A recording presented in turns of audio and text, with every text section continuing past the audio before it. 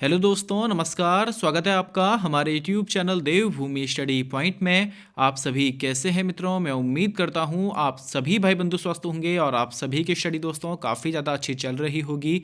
साथियों, मैं आज आपके साथ डिस्कस करने वाला हूं जीएस का प्रैक्टिस सेट, जिसमें दोस्तों हम लोग देखेंगे हिस्ट्री, ज्योग्राफी, पॉलिटी, इकोनॉमी, साथ ही साथ में दोस्तों उत्तराखंड व करंट अफेयर्स के कुछ महत्वपूर्ण प्रश्नों को, जो कि दोस्तों आपके उत्तराखंड पुलिस, आबकारी सिपाही और अन्य उत्तराखंड की परीक्षाओं के लिए महत्वपूर्ण साबित होंगे।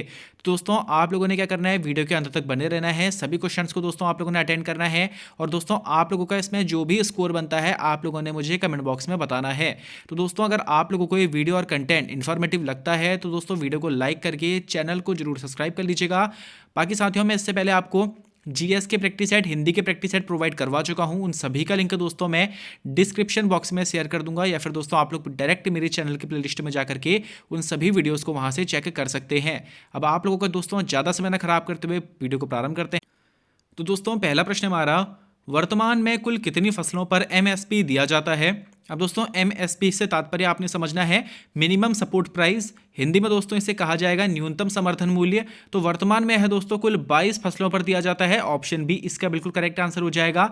दोस्तों इन 22 फसलों में से यह 14 खरीफ की फसलों में, 6 रबी की फसलों में और 2 दोस्तों व्यापारिक फसलें यानी कि कमर्शियल फसलों पर दिया जाता है। और एक फसल जो है दोस्तों गन्ना, उस पर एफआरपी दिया जाता है। तो दोस्तों आपने ध्यान में रखना है एमएसपी कुल 22 फसलों पर और एक फसल गन्ने पर एफआरपी दिया जाता है। वहीं दोस्तों अगर प्रश्न बना कि एमएसपी किसके द्वारा इसका निर्धारण किया जाता है, तो दोस्तों आपने ध्यान में रखना है कि कृषि लागत एवं मूल्य आयोग, कृषि लागत एवं मूल्य आयोग के द्वारा दोस्तों एमएसपी का निर्धारण किया जाता है। और इस आयोग का गठन दोस्तों वर्ष 1965 में हुआ था। अब देखिए दोस्तों, आप सभी जानते होंगे अभी वर्तमान में किसान आंदोलन चल रहा है और उसमें एमएसपी को बढ़ाने की, एमएसपी को परमानेंट करने की ही मांग हो रही है। ठीक है, तो दोस्तों आपके लिए तब भी यह प्रश्न महत्वपूर्ण साबित होगा, तो आपने इसे अच्छे से भली भांति तैयार रखना है। अगला प्रश्न हमारा, भारत के मुख्य चुनाव आयुक्त की नियुक्ति निम्न में से किसके द्वारा की जाती है? तो दोस्तों इसका बिल्कुल राइट आंसर हो जाएगा ऑप्शन ए। दोस्तों भारत के जो मुख्य चुनाव आयुक्त होते हैं, चीफ इलेक्शन कमिश्नर होते हैं दोस्तों, उनकी नियुक्ति राष्ट्रपति जी के द्वारा करी जाती है। प्रधानमंत्री की सलाह पर दोस्तों राष्ट्रपति इनकी नियुक्ति करते हैं। वहीं दोस्तों अभी नया एक रूल सुप्रीम कोर्ट के द्वारा लेकर के आया गया है कि जो अब चुनाव आयुक्तों की जो नियुक्ति करी जाएगी वह राष्ट्रपति ऐसे नहीं करेंगे, यानी प्रधानमंत्री की सलाह से नहीं करेंगे। उसके लिए दोस्तों एक कमेटी बनाई जाएगी जिसमें प्रधानमंत्री होंगे, विपक्ष के नेता होंगे और सीजेआई यानी कि चीफ जस्टिस ऑफ इंडिया शामिल होंगे। और इसके बाद दोस्तों चुनाव आयुक्त की नियुक्ति करी जाएगी। अगला प्रश्न हमारा, साइमन कमीशन पहली बार भारत कब आया था? तो दोस्तों इसका बिल्कुल राइट आंसर हो जाएगा ऑप्शन सी। फरवरी 1928 में दोस्तों साइमन कमीशन पहली बार भारत आया था। बात करी जाए दोस्तों इसके गठन की, तो नवंबर 1927 में दोस्तों साइमन कमीशन का गठन हुआ था और फरवरी 1928 में दोस्तों यह पहली बार भारत आया था। दोस्तों यह दूसरी बार भारत कब आया था? तो अक्टूबर 1928 में दोस्तों यह दूसरी बार भारत आया था और मई 1930 में इस कमीशन ने अपनी रिपोर्ट सौंपी थी। अगला प्रश्न हमारा, भारत की स्थलीय सीमा कुल कितने देशों से लगती है? तो दोस्तों आपने बताना है कि भारत की जो स्थल भाग की सीमा है वह कुल कितने देशों के साथ लगती है। तो दोस्तों इसका बिल्कुल राइट आंसर हो जाएगा ऑप्शन ए। भारत की दोस्तों स्थलीय सीमा कुल 7 देशों के साथ लगती है। अब यह 7 देश कौन कौन से हैं? दोस्तों पाकिस्तान, अफगानिस्तान, तिब्बत, नेपाल, भूटान, बांग्लादेश व म्यांमार। दोस्तों इन 7 देशों के साथ भारत की स्थलीय सीमा लगती है। अगला प्रश्न हमारा, भारत में हाल ही में कितनी रामसर साइट शामिल करी गई हैं? तो दोस्तों ये करंट की दृष्टि से आपका इंपॉर्टेंट प्रश्न है कि अभी बताना है आपने कि कितनी रामसर साइट भारत में अभी हाल ही में शामिल करी गई हैं। तो दोस्तों इसका बिल्कुल राइट आंसर हो जाएगा ऑप्शन बी। दोस्तों वर्तमान में भारत में कुल 5 नई रामसर साइट शामिल करी गई हैं और दोस्तों इसके बाद हमारे भारत में कुल रामसर साइटों की संख्या 80 हो गई है। आपने इसे भी ध्यान में रखना है। अगला प्रश्न हमारा, उत्तराखंड की पहली महिला मुख्य न्यायाधीश कौन बनी है? अब देखिए दोस्तों उत्तराखंड में अभी तक कोई भी महिला मुख्य न्यायाधीश नहीं बनी थी। ठीक है, तो पहली महिला मुख्य न्यायाधीश बनी है दोस्तों अभी हमारी ऋतु बहारी। ऑप्शन बी इसका बिल्कुल करेक्ट आंसर हो जाएगा। तो दोस्तों आपके ये जो है ना करंट की दृष्टि से भी इंपॉर्टेंट है और दोस्तों आने वाली परीक्षाओं में भी यह पूछा जाएगा, क्योंकि दोस्तों जो भी चीज़ पहली होती है वह हमेशा के लिए ही प्रश्न बन जाता है, वो महत्वपूर्ण प्रश्न बन जाता है। तो दोस्तों आपने इसको जरूर ध्यान रखना चाहिए। इससे पहले दोस्तों यहाँ हरियाणा व चंडीगढ़ हाईकोर्ट की न्यायाधीश थी।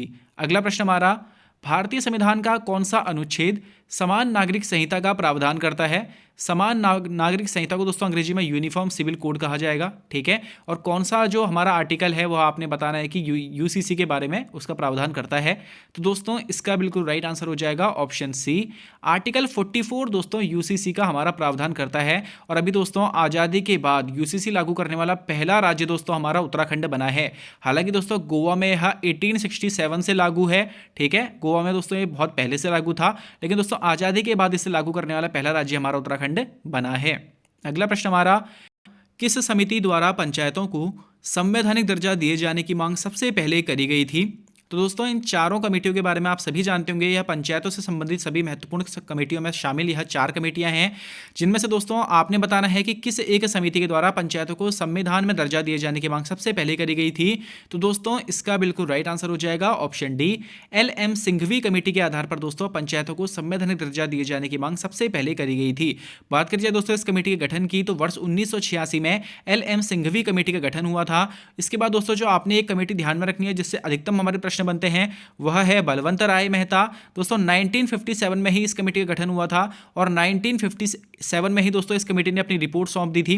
और इसी की रिपोर्ट के आधार पर दोस्तों भारत में पहली बार पंचायती राज का प्रारंभ करा गया था राजस्थान के नागौर जिले से 2 अक्टूबर 1959 को। तो दोस्तों ये महत्वपूर्ण है, इसने त्रिस्तरीय पंचायतों की बात कही थी। अगला प्रश्न हमारा, सरकारिया आयोग का संबंध किससे है? दोस्तों यहाँ पे 4 चीजें आपको बताई गई हैं, आपने बताना है कि इस आयोग का संबंध किस क्षेत्र से है। तो दोस्तों इसका बिल्कुल राइट आंसर हो जाएगा ऑप्शन ए। दोस्तों केंद्र राज्य संबंध से संबंधित है हमारी सरकारिया आयोग, जिसका गठन दोस्तों वर्ष 1983 में किया गया था और 1988 में दोस्तों सरकारिया आयोग ने अपनी रिपोर्ट सौंपी थी और यह दोस्तों केंद्र राज्य से संबंधित था, ठीक है। आपने इसे ध्यान में रखना है। अगला प्रश्न हमारा, भारत में सबसे पहले जनगणना निम्न में से किस वर्ष हुई थी? तो दोस्तों इसका बिल्कुल राइट आंसर हो जाएगा ऑप्शन सी, वर्ष 1872 में दोस्तों सबसे पहले लॉर्ड मेयो के शासनकाल में दोस्तों भारत में सबसे पहले जनगणना हुई थी। अगला प्रश्न हमारा, सिंधु की प्रमुख सहायक झेलम का प्राचीन नाम क्या है? अब दोस्तों आप सभी जानते होंगे सिंधु की 5 प्रमुख सहायक नदियां हैं, झेलम, चिनाब, रावी, व्यास व सतलज। इसमें से दोस्तों आपने बताना है कि झेलम का प्राचीन नाम क्या है। तो दोस्तों इसका बिल्कुल राइट आंसर हो जाएगा ऑप्शन सी, वितस्ता दोस्तों झेलम का प्राचीन नाम है। वहीं दोस्तों चिनाब का प्राचीन नाम आस्किनी रहेगा, ठीक है। और वहीं दोस्तों झेलम, चिनाब, उसके बाद दोस्तों रावी जो रहेगी हमारी, रावी का दोस्तों पुरुषणी या इरावती रहेगा। और वहीं दोस्तों जो व्यास हमारी नदी है उसका विपाशा या यार्गी किया, और सतलज को दोस्तों सताद्रु या फिर सातुद्री कहा जाता है। अगला प्रश्न हमारा, एकवर्त समिति निम्न में से किस विषय से संबंधित थी? यहाँ पर दोस्तों व्यापार से थी, सेना से थी, शिक्षा से थी या फिर रेलवे से, आपने बताना है।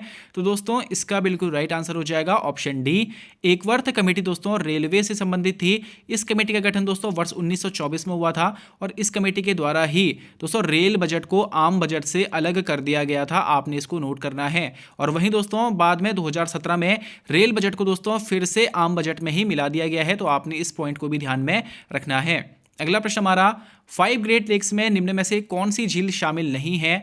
अब दोस्तों आप सभी जानते होंगे 5 ग्रेट लेक्स में कौन कौन सी झील शामिल है। सुपीरियर, ह्यूरन, ऑन्टोरियो, मिशिगन और इरी। यह दोस्तों ये 5 जो है हमारी 5 ग्रेट लेक्स में शामिल झील हैं।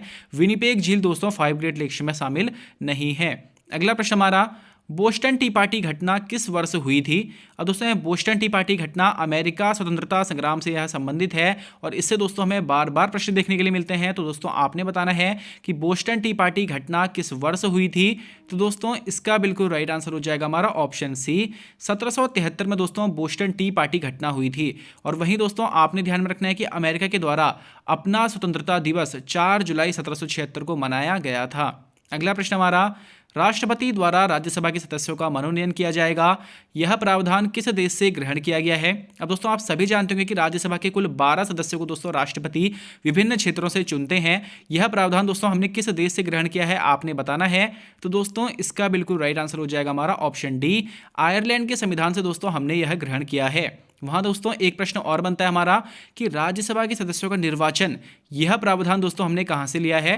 तो दोस्तों अगर मनोनयन पूछा जाएगा आपसे, यानी कि चुनना वाला अगर जो मनोनयन होता है, जो हमारे राष्ट्रपति राज्यसभा के सदस्यों को मनोनीत करते हैं, अगर आपसे यह पूछा जाए तो अब दोस्तों इसका आंसर हो जाएगा आयरलैंड। लेकिन दोस्तों अगर पूछा जाए कि राज्यसभा के सदस्यों का चुनाव, यह प्रावधान दोस्तों हमने किस देश से ग्रहण किया है? तो यह प्रावधान दोस्तों हमने दक्षिण अफ्रीका से ग्रहण किया है।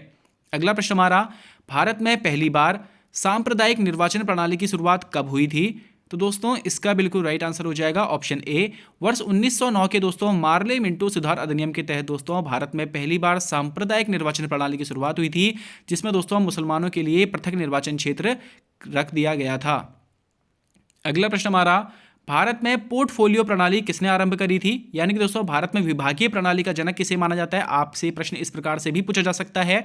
तो दोस्तों इसका बिल्कुल राइट आंसर हो जाएगा हमारा ऑप्शन बी, लॉर्ड कैनिंग को दोस्तों भारत में पोर्टफोलियो प्रणाली का जनक या फिर दोस्तों विभागीय प्रणाली का जनक कहा जाता है। वर्ष 1861 में दोस्तों इन्होंने विभागीय प्रणाली आरंभ करी थी। अगला प्रश्न दोस्तों हमारा, शिवाजी के मंत्रिमंडल को क्या कहा जाता था? तो दोस्तों इसका बिल्कुल राइट आंसर हो जाएगा ऑप्शन बी, शिवाजी के मंत्रिमंडल को दोस्तों अष्टप्रधान कहा जाता था। अब देखिए दोस्तों यहाँ पे नवरत्न पंचनायक सप्तज्ञ मतलब आया ना, आपने ध्यान में रखना है कि शिवाजी के मंत्रिमंडल को अष्टप्रधान कहा जाता था। ठीक है, और दोस्तों वहीं आपने मेरे को कमेंट बॉक्स में बताना है कि शिवाजी के मंत्रिमंडल में जो प्रधानमंत्री होता था उसे क्या कहा जाता था। अगला प्रश्न हमारा, राज्य पुनर्गठन आयोग ने अपनी रिपोर्ट कब पेश करी थी? अब दोस्तों आप सभी जानते होंगे कि जो राज्य पुनर्गठन आयोग है इसे फजल अली आयोग के नाम से भी जाना जाता है। इसमें दोस्तों कुल 3 सदस्य थे, ठीक है, जिसमें दोस्तों इसके अध्यक्ष थे फजल अली, इसलिए दोस्तों इसको फजल अली आयोग भी कहते हैं। अब दोस्तों ये जो समिति है, ये जो आयोग है, इस आयोग का गठन कब किया गया था? तो दोस्तों दिसंबर 1953 में दोस्तों राज्य पुनर्गठन आयोग का गठन किया गया था और इस आयोग ने दोस्तों अपनी रिपोर्ट सितंबर 1955 में सौंपी थी। तो दोस्तों ऑप्शन बी इसका बिल्कुल करेक्ट आंसर हो जाएगा। वहीं दोस्तों एक प्रश्न थोड़ा सा कंफ्यूजन और क्रिएट करता है, जैसे कि ये प्रश्न है कि राज्य पुनर्गठन आयोग ने अपनी रिपोर्ट कब पेश की? तो दोस्तों इसका तो आंसर सितंबर 1955 हो जाएगा। लेकिन अगर प्रश्न बना कि राज्य पुनर्गठन अधिनियम किस वर्ष आया था, तो दोस्तों वह आपने ध्यान में रखना है कि 1956 में राज्य पुनर्गठन अधिनियम आया था। अगला प्रश्न हमारा, दक्षिण भारत की दूसरी सबसे ऊंची चोटी कौन सी है? अब दोस्तों आप सभी जानते होंगे कि दक्षिण भारत की सबसे ऊंची चोटी कौन सी है, तो अनाईमुदी दोस्तों दक्षिण भारत की सबसे ऊंची चोटी है। 26 से 96 मीटर दोस्तों उसकी कुल हाइट है। ठीक है, और वहीं दोस्तों दक्षिण भारत की दूसरी सबसे ऊंची चोटी हमारी दोदा बेटा है। नीलगिरी पर्वत में से दोदा बेटा दोस्तों 26-37 मीटर दोस्तों इसकी कुल हाइट है। वहीं दोस्तों महेंद्रगिरी पूर्वी घाट की सबसे ऊंची चोटी है और गुरु शिखर दोस्तों अरावली पर्वत की सबसे ऊंची चोटी है 1722 मीटर की ऊंचाई के साथ। अगला प्रश्न हमारा, किस मुगल शासक के काल को चित्रकला का स्वर्णकाल कहा जाता है? तो दोस्तों इसका बिल्कुल राइट आंसर हो जाएगा ऑप्शन बी, जहांगीर के शासनकाल को दोस्तों चित्रकला का स्वर्णकाल कहा जाता है। वही दोस्तों एक प्रश्न और बनता है कि किस मुगल शासक के काल को स्थापत्य कला का स्वर्णकाल कहा जाता है? तो दोस्तों शाहजहां के काल को दोस्तों स्थापत्य कला का स्वर्णकाल कहा जाता है। अगला प्रश्न हमारा, भारत की सर्वाधिक सीमा किस देश के साथ लगती है? अब दोस्तों इन 4 देशों में से आपने बताना है कि भारत की सबसे ज़्यादा बाउंड्री जो लगती है वह किस देश के साथ लगती है। तो दोस्तों इसका बिल्कुल राइट आंसर हो जाएगा ऑप्शन डी, बांग्लादेश के साथ दोस्तों भारत की सर्वाधिक सीमा लगती है। 4096.7 किलोमीटर दोस्तों बांग्लादेश के साथ भारत सीमा साझा करता है। अगला प्रश्न हमारा, हिमालय के किस भाग में जीवाश्म पाए जाते हैं? तो दोस्तों आपने बताना है कि हिमालय का ऐसा कौन सा भाग है जहां पर जीवाश्म पाए जाएंगे। तो दोस्तों इसका बिल्कुल राइट आंसर हो जाएगा ऑप्शन डी, बाह्य हिमालय यानी कि दोस्तों शिवालिक रेंज में हमें जीवाश्म पाए जाते हैं। वहीं दोस्तों आपने ध्यान में रखना है कि हिमालय के शिवालिक वाला जो रेंज है यानी कि जो दोस्तों हमारा बाह्य हिमालय है, यहाँ पर दोस्तों हिमालय में सर्वाधिक वर्षा देखने को मिलती है। और वहीं दोस्तों सबसे कम वर्षा कहाँ होगी? तो महान हिमालय वाले क्षेत्र में सबसे कम वर्षा हमें देखने के लिए मिलती है। दोस्तों ये जो 22वां आपका प्रश्न था ना, इसमें आपने एक फैक्ट और ध्यान में रखना है कि भारत की सबसे कम सीमा किसके साथ लगती है? तो अफगानिस्तान के साथ। दोस्तों 106 किलोमीटर की सीमा अफगानिस्तान के साथ भारत साझा करता है। ठीक है, अगला प्रश्न हमारा, 2011 जनगणना के अनुसार सर्वाधिक जनजातीय जनसंख्या वाला राज्य कौन सा है? तो दोस्तों 2011 की जनगणना के अनुसार सर्वाधिक जनजातीय जनसंख्या वाला राज्य दोस्तों मध्य प्रदेश है। लेकिन दोस्तों आपने ध्यान में रखना है कि 2011 जनगणना के अनुसार सर्वाधिक जनजातीय प्रतिशत वाला राज्य दोस्तों मिजोरम है। तो दोस्तों आपने इन दोनों प्रश्नों को ध्यान में रखना है। अगला प्रश्न हमारा, नाबार्ड की स्थापना किस समिति की संस्तुति पर करी गई थी? तो दोस्तों नाबार्ड आप सभी जानते होंगे कि क्या करता है, लघु जितने भी हमारे उद्योग होते हैं या फिर जो दोस्तों कृषि क्षेत्र होते हैं उनमें उनको दोस्तों ऋण उपलब्ध करवाता है नाबार्ड। तो दोस्तों इस समिति की स्थापना ये जो दोस्तों नाबार्ड है इसकी स्थापना शिव रमन समिति की संस्तुति पर करी गई थी। ऑप्शन सी इसका बिल्कुल करेक्ट आंसर हो जाएगा। ठीक है दोस्तों, 1979 में दोस्तों शिव रमन समिति का गठन किया गया था और इस कमेटी की दोस्तों सिफारिश के आधार पर 12 जुलाई 1982 को दोस्तों नाबार्ड की स्थापना करी गई थी। इसका मुख्यालय दोस्तों मुंबई में स्थित है। अगला प्रश्न हमारा, हाल ही में गठित 16वें वित्त आयोग के अध्यक्ष कौन चुने गए हैं? अब दोस्तों हाल ही में हमारी सरकार के द्वारा 16वें वित्त आयोग का गठन कर दिया गया है और दोस्तों इसमें 16वें वित्त आयोग के अध्यक्ष कौन चुने गए हैं आप लोगों ने बताना है। तो दोस्तों इसका बिल्कुल राइट आंसर हो जाएगा ऑप्शन डी, अरविंद पनगड़िया दोस्तों हाल ही में गठित 16वें वित्त आयोग के अध्यक्ष चुने गए हैं। वर्तमान में दोस्तों कौन सा वित्त आयोग चल रहा है? तो दोस्तों वर्तमान में 15वां वित्त आयोग चल रहा है, जिसके अध्यक्ष कौन है दोस्तों? तो NK सिंह उसके अध्यक्ष हैं। यह दोस्तों 16वां वित्त आयोग कब से प्रभावी होगा? तो वर्ष 2026 से दोस्तों 16वां वित्त आयोग प्रभावी होगा। अगला प्रश्न हमारा, उत्तराखंड की पहली महिला मुख्य सचिव कौन बनी है? अब दोस्तों आप सभी जानते होंगे मुख्य सचिव का जो पद है उत्तराखंड के इतिहास में काफ़ी ज़्यादा महत्वपूर्ण ये पद रहता है, ठीक है। तो दोस्तों उत्तराखंड के इतिहास में पहली बार इस पद पर एक महिला मुख्य सचिव आई हैं। तो दोस्तों ये प्रश्न आपकी ये सभी दृष्टि से इंपॉर्टेंट हो जाता है, चाहे वो दोस्तों फिर वो स्टैटिक के तौर पर पूछा जाए आपसे या फिर दोस्तों आपसे ये करंट की दृष्टि से आपके एग्जाम में प्रश्न बनने के पूरे चांस हैं, ठीक है। अभी SI के एग्जाम में क्या पता दोस्तों आपके प्रश्न देखने के लिए मिल सकता है। तो दोस्तों इसका बिल्कुल राइट आंसर हो जाएगा ऑप्शन बी, राधा रतूड़ी जी दोस्तों उत्तराखंड की पहली महिला मुख्य सचिव बनी है। इन्होंने दोस्तों किसका स्थान लिया है? तो दोस्तों SS संधू जी का इन्होंने स्थान लिया है। अगला प्रश्न हमारा, लगातार 6वीं बार बजट पेश करने वाली महिला कौन है? तो दोस्तों निर्मला सीतारमण जी लगातार 6वीं बार बजट पेश करने वाली महिला हैं, ठीक है। दोस्तों अगर आपसे प्रश्न पूछा जाए कि पहला पेपरलेस बजट कब पेश किया गया था, तो वर्ष 2021-22 के बजट सत्र में दोस्तों यह पेश किया गया था, निर्मला सीतारमण जी के द्वारा ही दोस्तों यह पेश किया गया था। सबसे लंबा बजट भाषण का रिकॉर्ड भी दोस्तों निर्मला सीतारमण के नाम ही है।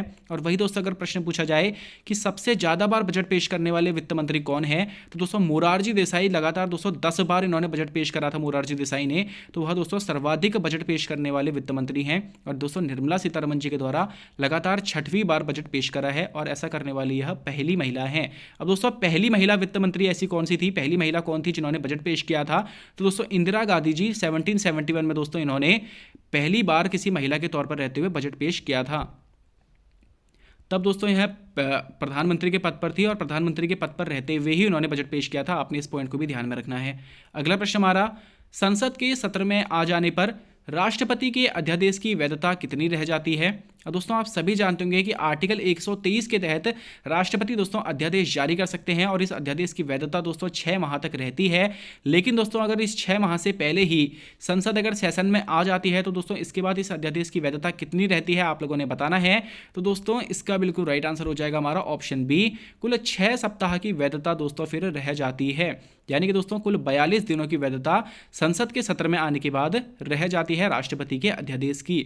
अगला प्रश्न हमारा, भारत निर्वाचन आयोग को 1 सदस्यीय आयोग से 3 सदस्यीय आयोग कब बना दिया गया था?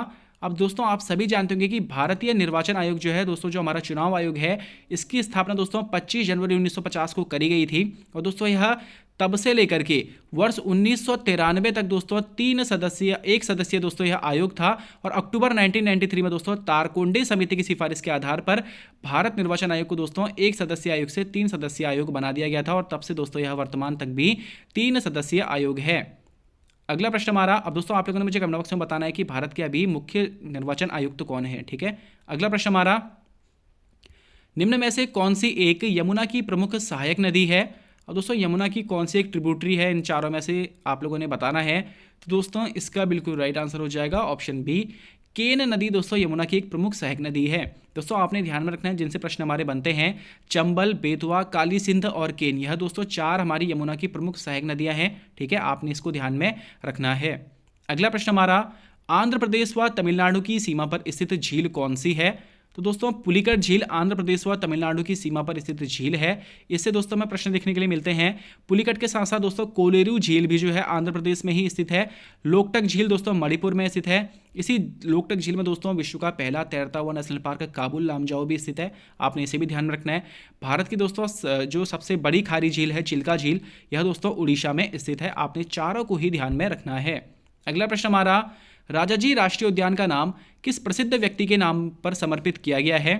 तो दोस्तों राजाजी राष्ट्रीय उद्यान हमारा देहरादून जिले में स्थित है और यह दोस्तों सी राजगोपालाचारी के नाम पर दोस्तों राजाजी राष्ट्रीय उद्यान का नाम रखा गया है। तो ऑप्शन बी इसका बिल्कुल करेक्ट आंसर हो जाएगा। अगला प्रश्न हमारा, दास प्रथा पर प्रतिबंध लगाने वाला गवर्नर जनरल निम्न में से कौन था? तो दोस्तों दास प्रथा पर प्रतिबंध लगाने वाला गवर्नर जनरल इसमें से लॉर्ड एलन बिरो था, जिसने दोस्तों 1843 में दोस्तों दास प्रथा पर प्रतिबंध लगाया था। वही दोस्तों सती प्रथा पर प्रतिबंध किसने लगाया था, तो विलियम बेंटिक के द्वारा दोस्तों लगाया गया था सती प्रथा पर प्रतिबंध। ठीक है, आपने इसको भी ध्यान में रखना है। अगला प्रश्न हमारा, सौर मंडल का सबसे गर्म ग्रह निम्न में से कौन सा है। अब दोस्तों आप सभी जानते होंगे कि सौर मंडल में सबसे जो सूर्य के पास वाला ग्रह है वह बुध ग्रह है, लेकिन दोस्तों जो सौर मंडल का बुध ग्रह है वह सबसे गर्म ग्रह नहीं है। बुध के बाद जो स्थित ग्रह है दोस्तों शुक्र, वह हमारे सौर मंडल का सबसे गर्म ग्रह है। ऑप्शन बी इसका बिल्कुल बिल्कुल करेक्ट आंसर हो जाएगा दोस्तों। ऐसा इसलिए है क्योंकि दोस्तों बुध ग्रह में क्या है कि अपना वायुमंडल नहीं है और शुक्र में दोस्तों वायुमंडल मिलता है, जिस वजह से दोस्तों सौर मंडल का सबसे गर्म ग्रह शुक्र है। और सबसे ठंडा ग्रह कौन सा होगा दोस्तों, जो सबसे दूर होगा, तो दोस्तों वरुण जो ग्रह है वह सौर मंडल का सबसे ठंडा ग्रह है। अगला प्रश्न हमारा, निम्न में से कौन सी जलधारा गर्म जलधारा है। दोस्तों इन चारों जलधाराओं में से आपने बताना कि कौन सी जलधारा गर्म जलधारा है।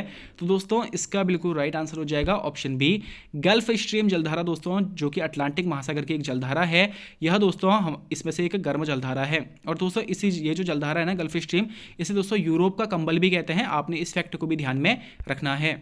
अगला प्रश्न हमारा, मालदीव व मिनिकॉय को कितना डिग्री चैनल अलग करता है। अब देखिए दोस्तों, अभी आप सभी जानते होंगे कि मालदीव के साथ भारत के थोड़े से रिश्ते अभी खराब हो रखे हैं और दोस्तों अभी लक्षद्वीप भी थोड़ा सा हाईलाइटेड है। तो दोस्तों इन दोनों से ही आपको प्रश्न देखने के लिए मिल सकते हैं, तो ये प्रश्न भी आपके लिए एग्जाम की दृष्टि से काफ़ी ज़्यादा महत्वपूर्ण है। तो दोस्तों आपने बताना है कि मालदीव व मिनिकॉय को कितना डिग्री चैनल अलग करता है।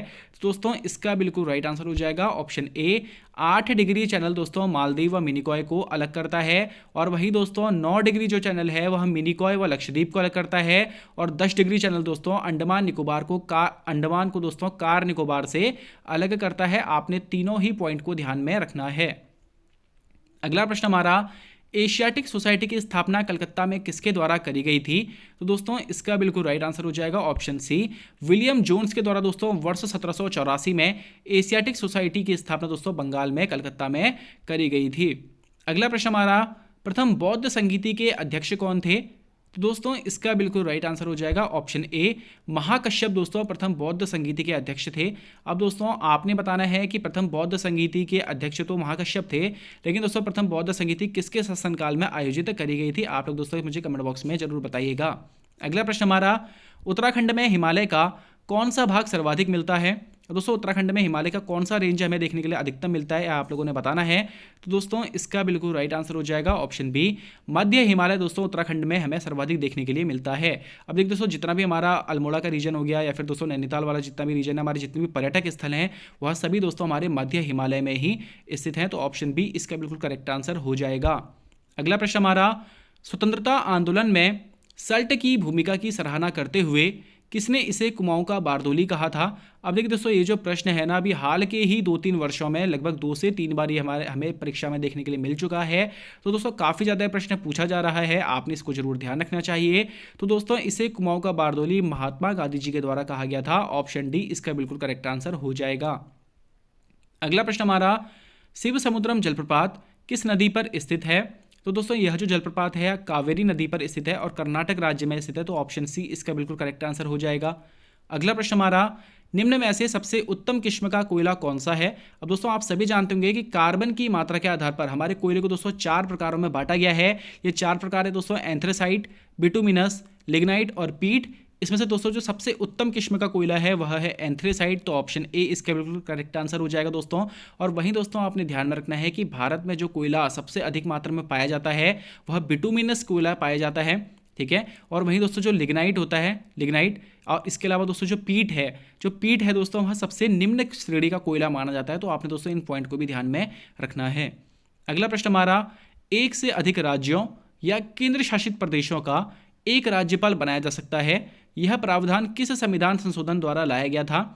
तो दोस्तों इसका बिल्कुल राइट आंसर हो जाएगा ऑप्शन सी, 7वां संविधान संशोधन कराया गया था दोस्तों 1956 में। और इसके द्वारा दोस्तों यह प्रावधान लाया गया था कि एक से अधिक राज्यों या केंद्र शासित प्रदेशों को दोस्तों एक राज्यपाल बनाया जा सकता है। अगला प्रश्न हमारा 58वें ज्ञानपीठ पुरस्कार से निम्न में से किसे सम्मानित किया जाएगा। अब दोस्तों कल ही यह पुरस्कार की घोषणा करी गई है, तो दोस्तों आपने ये आपकी करंट की दृष्टि से महत्वपूर्ण रहेगा।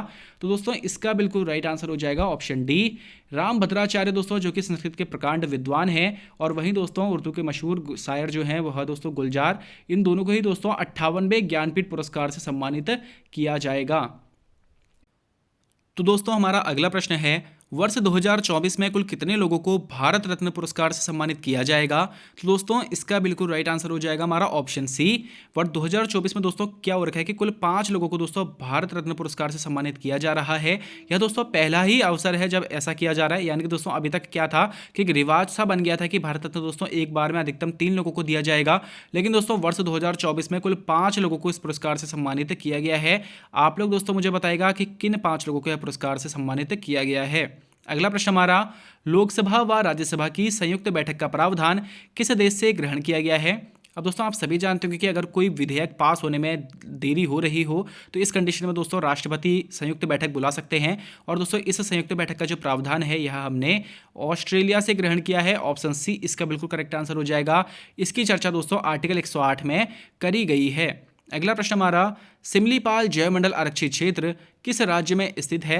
अब देखिए दोस्तों सबसे पहले तो आपने ध्यान में रखना है कि सिमलीपाल जैवमंडल आरक्षित क्षेत्र, इसमें दोस्तों हमें ब्लैक टाइगर देखने के लिए मिलते हैं। और ये जो ब्लैक टाइगर है दोस्तों बाकी हमें पूरे भी भारत में कहीं भी देखने के लिए नहीं मिलेंगे।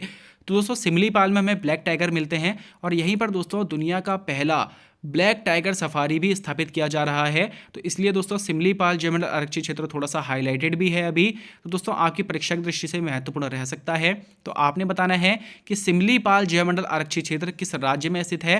तो दोस्तों इसका बिल्कुल राइट आंसर हो जाएगा हमारा ऑप्शन सी, ओडिशा राज्य में दोस्तों सिमलीपाल जैवमंडल आरक्षित क्षेत्र स्थित है। और वहीं दोस्तों यहाँ पर स्थित एक भीतरकनिका राष्ट्रीय उद्यान है, इसको भी आपने ध्यान में रखना है। अगला प्रश्न हमारा, 42वें संविधान संशोधन द्वारा प्रस्तावना में कौन से 3 शब्द जोड़े गए थे। अब दोस्तों आप सभी जानते होंगे कि हमारी प्रस्तावना में केवल एक बार संशोधन किया गया था और यह संशोधन दोस्तों 42वें संविधान संशोधन 1976 के द्वारा करा गया था। और इसके द्वारा दोस्तों हमारी प्रस्तावना में 3 शब्द जोड़े गए थे, समाजवादी, पंथ निरपेक्ष तथा अखंडता। तो दोस्तों ऑप्शन बी इसका बिल्कुल करेक्ट आंसर हो जाएगा। अब दोस्तों हमारा आज का अंतिम प्रश्न है, हाल ही में सुप्रीम कोर्ट द्वारा चुनावी बॉन्ड को असंवैधानिक घोषित किया गया है। यह चुनावी बॉन्ड कितने दिनों तक वैध रहते हैं। अब देखिए दोस्तों जो अभी हमारे सुप्रीम कोर्ट के मुख्य न्यायाधीश हैं सीजेआई हैं डी.वाई. चंद्रचूड़, धनंजय यशवंत चंद्रचूड़ जी, उनके द्वारा दोस्तों बोला गया कि चुनावी बॉन्ड को असंवैधानिक घोषित किया गया है। और यह बॉन्ड दोस्तों कितने दिनों तक वैध रहते हैं आप लोगों ने बताना है। थोड़ा सा दोस्तों यह हाईलाइट हो चुकी है ये चीज़। तो दोस्तों इसका बिल्कुल राइट आंसर हो जाएगा हमारा ऑप्शन ए, यह चुनावी बॉन्ड दोस्तों कुल 15 दिनों तक वैध रह सकते हैं। अब देखिए दोस्तों ये जो प्रश्न है ये प्रश्न आपसे किस प्रकार से पूछा जा सकता है। एक तो दोस्तों इसी प्रकार से आपका प्रश्न बनेगा और दूसरा दोस्तों पूछा जाएगा कि चुनावी बॉन्ड कब लागू किया गया था। तो देखिए दोस्तों जो चुनावी बॉन्ड है यह 2017 में उस समय के दोस्तों वित्त मंत्री जो थे पी चिदम्बरम, उनके द्वारा दोस्तों धन विधेयक में है दोस्तों लेकर के आया गया था। और 2018 से दोस्तों चुनावी बॉन्ड लागू किया गया था और वर्तमान में दोस्तों चुनावी बॉन्ड को असंवैधानिक सुप्रीम कोर्ट के द्वारा घोषित कर दिया गया है। और दोस्तों यह जो चुनावी बॉन्ड है यह कुल 15 दिनों तक वैध रह सकता था। तो दोस्तों ये थे आपके आज के 50 प्रश्न। आप लोग मुझे बताइएगा आपको दोस्तों ये वीडियो कैसा लगा। इसके अलावा दोस्तों आपको आगे भी इसमें हिंदी, जीएस और दोस्तों रीजनिंग के ऊपर कुछ वीडियोस देखने के लिए मिलेंगे। तो दोस्तों आप लोग इस चैनल के साथ बने रहिएगा। वही दोस्तों अगर आप लोगों को ये वीडियो और कंटेंट इन्फॉर्मेटिव लगता है तो दोस्तों वीडियो को लाइक करके चैनल को जरूर सब्सक्राइब कर लीजिएगा। आपको दोस्तों आपकी आगामी परीक्षाओं के लिए हार्दिक बधाई, शुभकामनाएं देते हुए मैं अपनी वाणी को विराम देता हूं दोस्तों। धन्यवाद।